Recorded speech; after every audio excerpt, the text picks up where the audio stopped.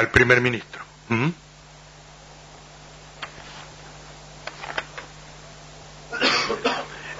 Nombra al primer ministro y pone fin a sus funciones al presentar este último la división del gobierno, pero la tiene que presentar el primer ministro.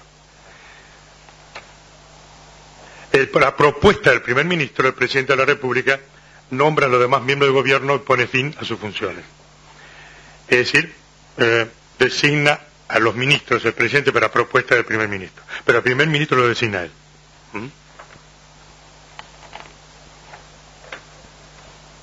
El primer ministro, previa deliberación del Consejo de Ministros,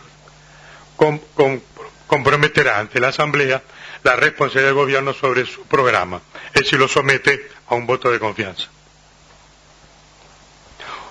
Luego, dice, habla de la moción de censura, la Constitución, y dice, una moción debe ser firmada por una décima parte de los miembros de la Asamblea Nacional. La votación no puede efectuarse hasta después de las 48 horas, etc. La moción de censura únicamente podrá ser adoptada por la mayoría de los miembros que compongan la Asamblea. Si la moción de censura es rechazada, sus firmantes no podrán proponer otra durante el mismo periodo de sesiones.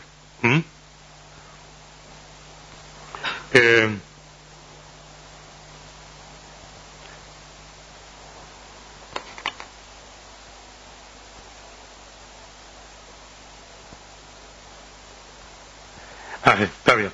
Esto es, entonces, fíjense ustedes, no podrán producir otra durante el mismo periodo si es rechazada. Eso aleja la posibilidad que se presenten otra. Rechazada una, no se puede presentar otra durante el mismo periodo de sesiones. Eso ya le da estabilidad. Además, el presidente es una figura fuerte en el escenario político francés, porque es elegido en forma directa. El presidente italiano o el presidente de la Cuarta República Francesa no era elegido en forma directa. Esto es un cambio muy importante. Le estoy dando las cosas más puntuales y que marcan la sustancial diferencia. Vamos a ver ahora los otros modelos de sistemas, dos modelos de sistema presidencialista y más.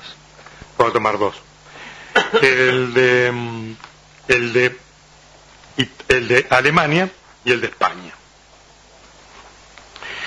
El de Alemania, el presidente es elegido por el Parlamento con alguna ampliación. Y luego, dice, el presidente solo podrá formular, el Parlamento, el Bundestag, siempre los votos de censura son por las cámaras de diputados, no por los del Senado. El Bundestag, que es la Cámara de Diputados alemana, solo podrá formular una moción de censura frente al canciller federal si elige por la mayoría de sus miembros un sucesor y solicita al presidente federal el relevo del canciller federal. El presidente federal deberá acceder a esta solicitud. Esto es igual que España. España tiene un sistema. Puede solicitar o plantear una moción de censura del gabinete, pero tiene que designar al sucesor para no generar un vacío institucional.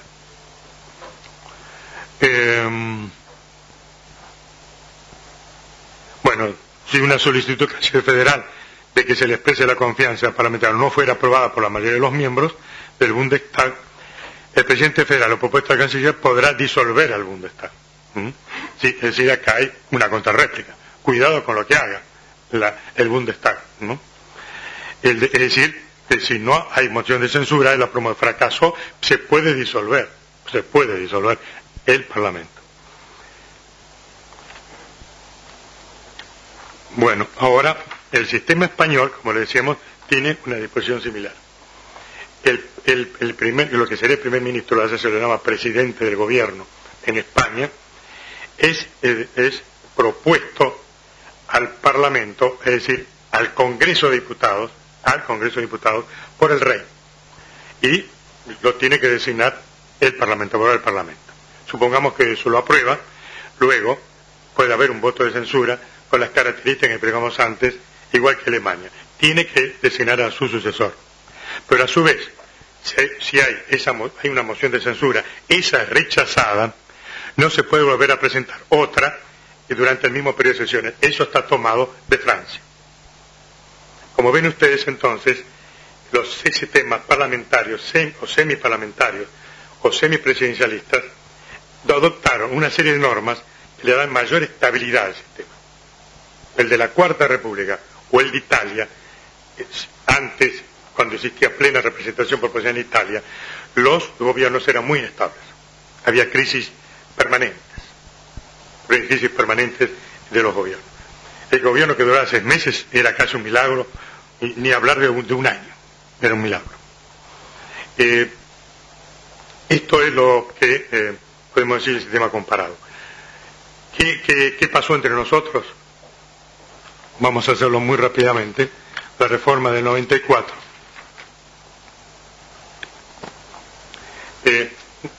dijo que el Constitución 1853 le dice que el presidente es el jefe supremo de la nación y tiene su cargo la administración general del país.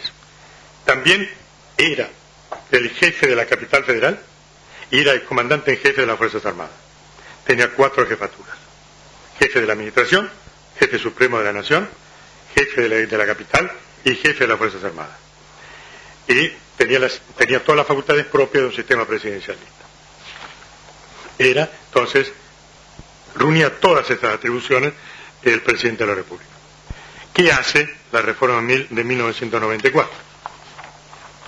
Dice, es el jefe supremo de la nación, es el jefe de gobierno. Recordemos que en los sistemas semiparlamentarios o parlamentarios, el jefe de gobierno era verdaderamente el conductor del gobierno del país. Jefe de gobierno y responsable político de la administración general del país.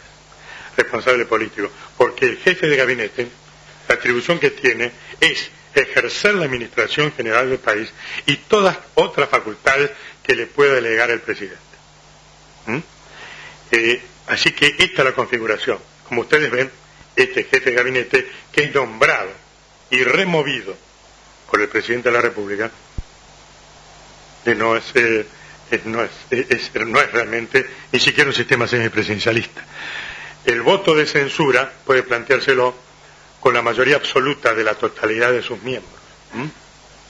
De la totalidad de sus miembros. Lo que hace difícil es que prospere un sistema de una moción de censura. Y ¿cómo podríamos decir? El jefe de gabinete entonces está muy sujeto a la voluntad del presidente.